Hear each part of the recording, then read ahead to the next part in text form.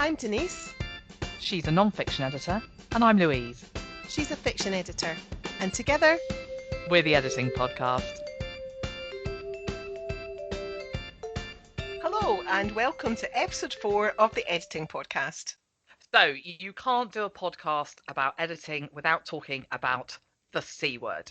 Oh my God, women, what are you talking about? Cost. I'm talking about cost. Spondoolies, Wonga, the green stuff. Okay, all right then. Money. Okay, carry on as you were. Okay.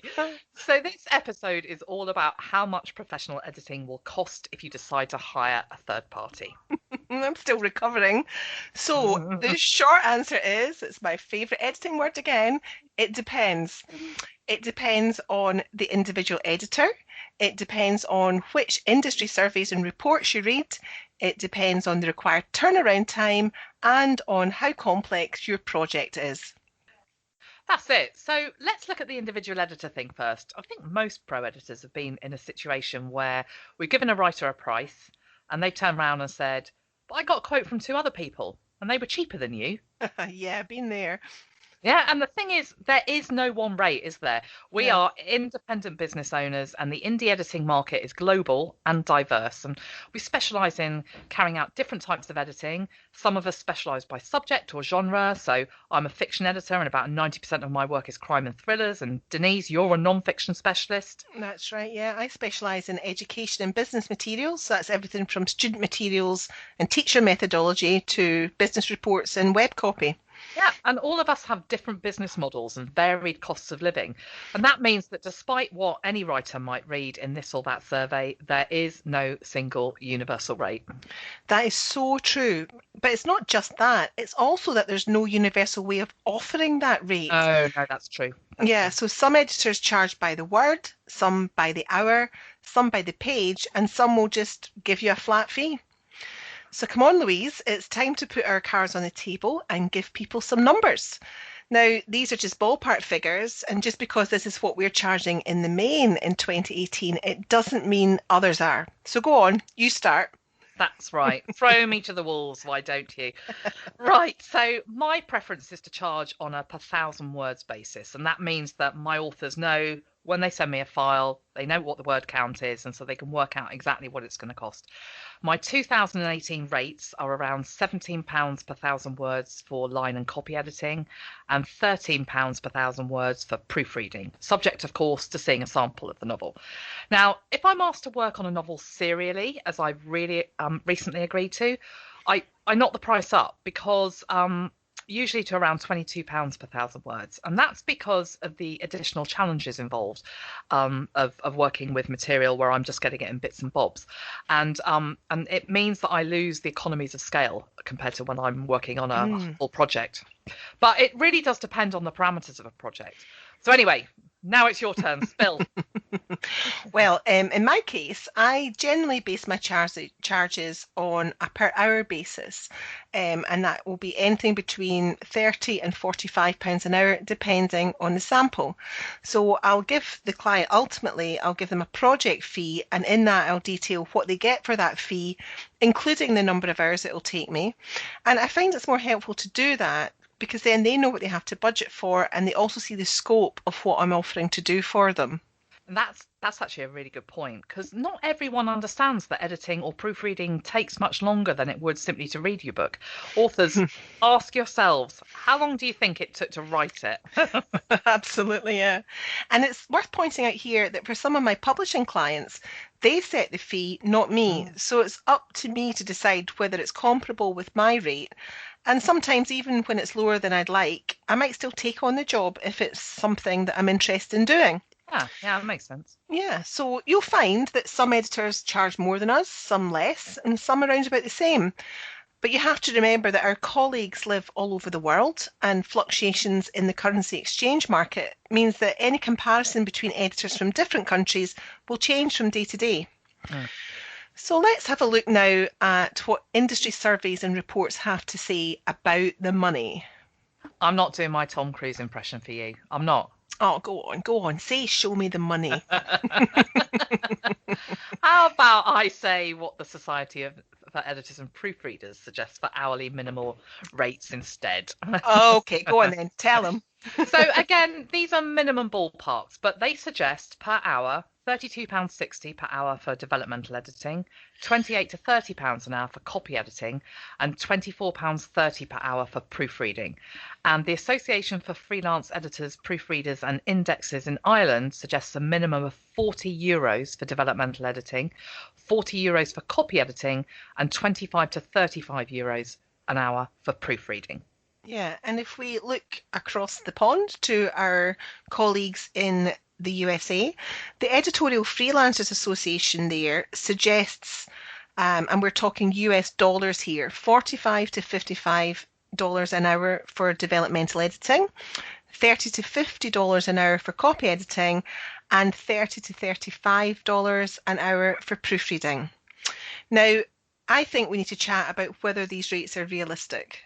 Definitely. I have to be honest with I hate seeing reports like this because I really worry that writers look at them and think, that's the fee.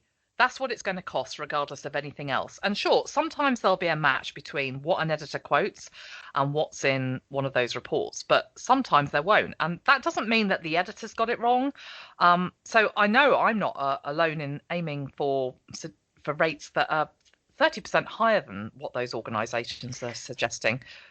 Yeah, I agree with that. I'm the same. I think it's also worth pointing out that these reports are often based on surveys of members, and these, the people that reply are self-selecting, Yeah. and we don't know how representative of editors as a whole the respondents are, and they probably only account for a very small percentage of all the editors that are out there offering their services to us. That's a really good point, and also it's more reflective of what some people are charging, not what should be charged.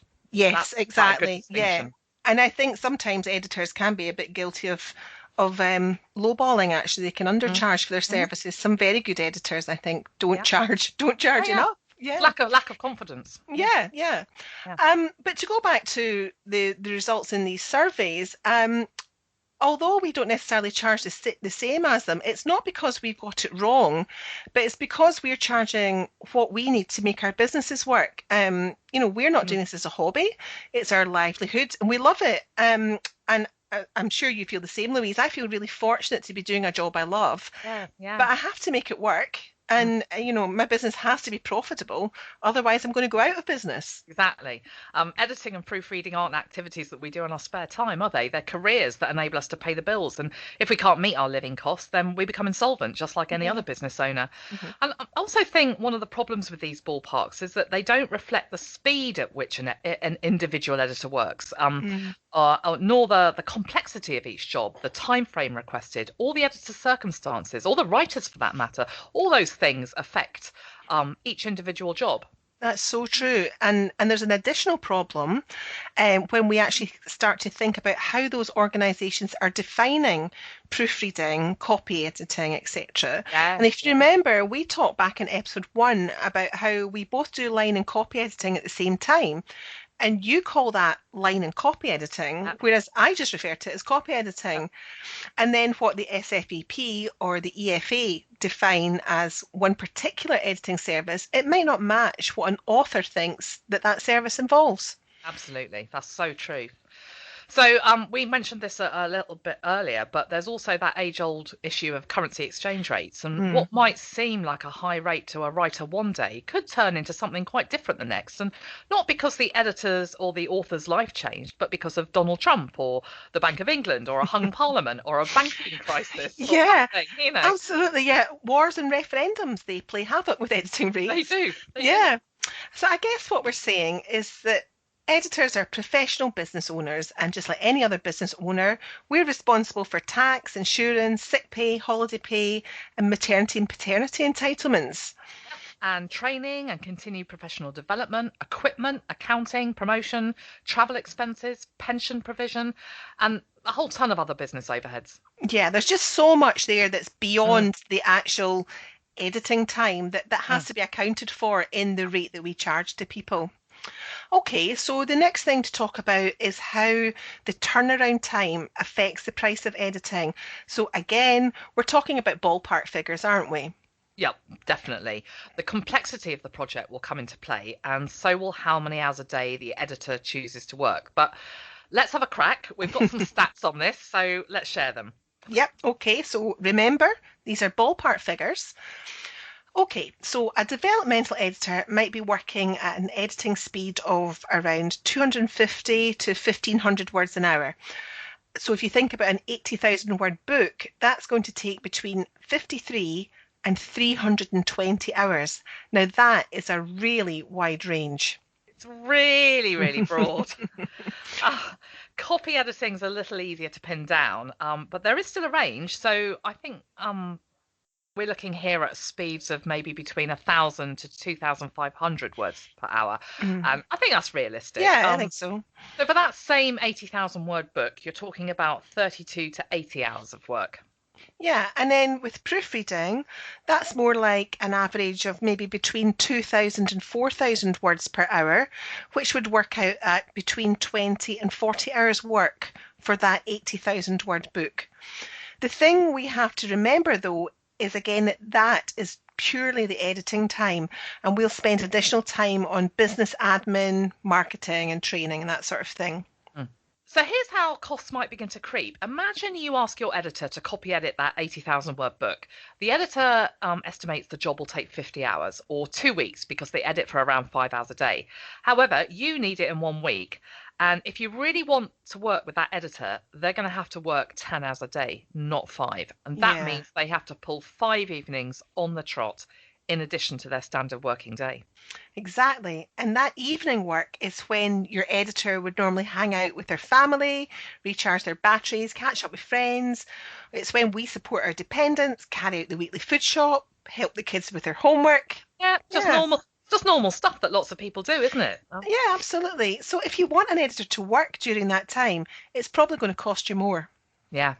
So I actually charge triple my standard rate Ooh. if an yeah. Most authors decide to wait. Yeah. But I do. I charge triple my standard rate because that's what it's going to cost me to bribe my daughter and stop her accusing me of neglect. Bad mum compensation costs. Quite right. And I'm sort of joking, but actually it is a real issue. Time's precious to all of us, isn't it? I mean, it really is. And, you know, we have lives beyond our editing, you know, that are just as important to us.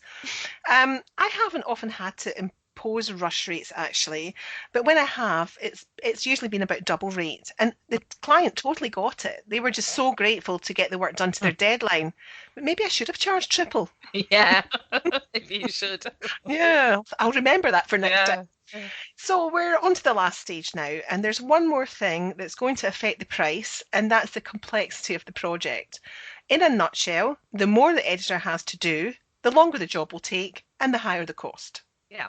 So in my case with fiction, sometimes an author, especially if it's their first novel, they might come to me thinking they need a proofread, like a final tidy up. But actually, it might turn out that there are major problems with their punctuation or their grammar. And although it's not technically difficult for me to fix those problems, if they're really extensive, it can be incredibly time consuming, which has a Yeah, cost to it. it does, and that's really common with my business clients. They'll ask for a proofread of a report, but really what they need is a thorough copy edit. And that's generally less a case of them thinking that it doesn't need much doing to it, and more that proofreading is just the language they know that's closest to what they need. Yeah, yeah. So I never assume that it's only a proofread. It's generally a copy edit until proven otherwise. Yeah, yeah. No, that's a really good approach. And another example from my stable is how I've copy edited novels whose authors have really nailed their narrative viewpoint at developmental editing stage. And so I haven't needed to worry about that. But Mm. I've also copy edited novels in which the viewpoint had become really confused. And I could see that in the sample. And so I had to adjust my fee to take that into account so I could try and fix it. Yeah, yeah, and an example from my side of the table is I might be sent a Word document and it has photos and tables and graphs and Yes, figures yeah. actually pasted into the Word document. Now, at the copy edit stage, I have to extract all of those into a separate artwork file. I have to cue them into the text at the right spot. So that means telling the designer, for example, that figure 3 goes here. And then I have to make sure they're all numbered and captioned correctly and that all the in-text references to them are correct. And all that takes time. It takes ages. Yeah. I don't mind it. I actually quite like doing that. Yeah. I find it very satisfying. But you have to bear in mind that is before I've even looked at a single word of the actual text. Yeah. And so if I haven't been told about that beforehand, it definitely needs me to go back to the author and have a discussion with them about the fee. Yeah. So let's wrap up now with a quick summary. There is no universal rate for editing, and there is no universal way of presenting that rate. And what you pay or think you might pay will depend on the editor, what reports and service you read, on the time frame, and then on the complexity of the project. Yeah. So, do you know what time it is, Denise? Would it be time for Editing Bites, Louise? I think it is. So Editing Bites is our weekly feature where we each recommend a tool or a resource that we think can really help push you forward. So Denise, you go first. Okay, so this week I want to recommend a great book that I really love. It's called Everybody Writes, Your Go-To Guide to Creating Ridiculously Good Content, and it's written by Handley.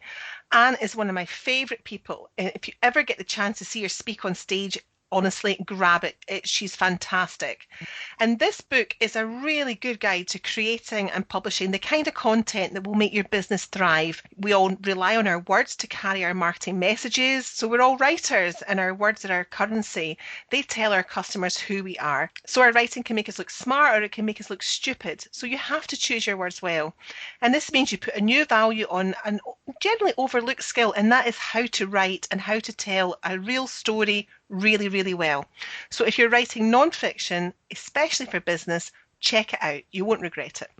That's a great tip. I think I'm going to meet Anne in March. Lucky you. And I'm really excited because you love her and I love you. So yeah. I figure I'm going to love her. Yes, anyway.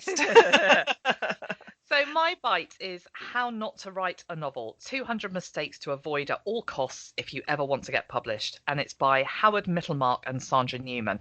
I love this book. It's funny, and although I think some readers might find it a little bit abrasive at times, it's still packed with really great advice on things to watch out for when you're writing fiction. And if you read that before you start writing, I think it will save you time when you're editing your early drafts. That's a great resource, yeah. So that's all for this week. Thank you so much for listening to the Editing Podcast. You can rate, review and subscribe via your podcatcher. And don't forget to tell your writer friends, your editor friends, your business friends, basically anyone who writes. And if you have any questions, please do get in touch with us via the Editing Podcast Facebook page. If you ask us a question, we will answer. That's a promise. Don't forget, all the links we've mentioned are in the show notes. Thanks so much for listening. Bye.